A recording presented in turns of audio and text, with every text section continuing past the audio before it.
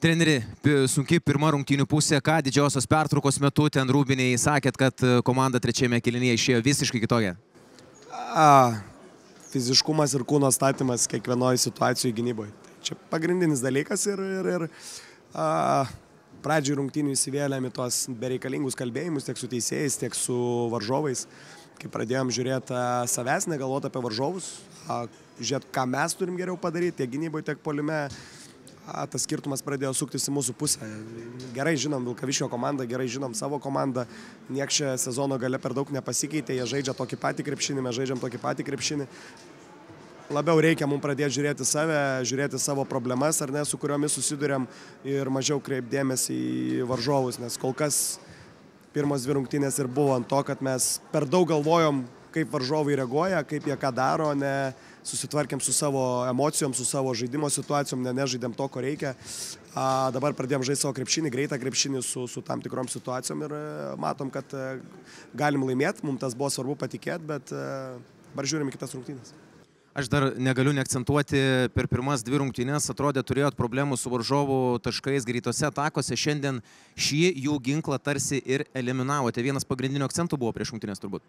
Tai natūralu, taip, kaip sakau, pažįstama komanda, Vilkaviškis jie tikrai labai gerai bėganti, viena geriausių turbūt greitam puolime žaidžiančių komandų, bet vėlgi pagrindas buvo ne tiek, kiek jų greitas puolimas ir to stabdymas, o kiek mūsų darbas atliekant tam tikrus veiksmus po mūsų metimų, ypač bandant lipti ant atkovotų kamuolių, ar ne, tai sakau, kuo labiau pradėsim žiūrėti save, nei varžovus, manau, tuo daugiau šansų turėsim galbūt kažką šitoj serijoje nuveikti, ar ne, nes turim atsisukti paprasčiausiai save, esam jauna komanda, turim save analizuoti ir spręsti savo problemas, ne varžovų.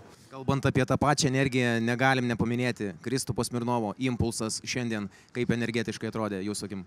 Jo, šaunuolis, antrose rungtynėse neradau jam minučių. Ambicingas žaidėjas, parodė, kad padariau klaidą. Šiandien išėjo su gera energija, su tikrai padarė dalykų, kurių prašėm jo.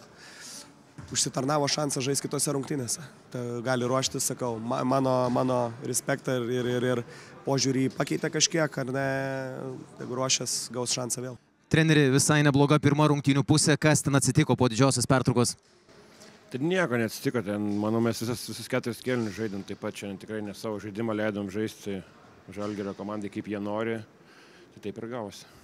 Šiai Railiai, kiek tos asmeninės pražangos apribojusios minutės išmušė apskritai jūsų komandą iš žaidybinio plano, kurį visos rungtynėse turit? Ne vienas šėjus, čia tikrai visa komanda nežaidė savo žaidimą, šėjus daugiau gal pats save išsimušė, toks vaizdas kaip, nežinau, galvas namuose būtum palikę šiandien. Ar Žalgirio ekipa kažkokį kitokį fiziškumą pademonstravo jūsų kaip oponentų akim šiandien, ar ne? Ar matėte tik savo komandos, sakykime, minusus? Aš manau, kai jie pajuto, kad gali žaisti savo žaidimą, tada jie visai kita komanda tampa. Tiesiog mes patys šitą užleidom. Pirmoji pusė leidom kamuolius pasimti, kiek norėjo, jie po mūsų krepšių kartojo.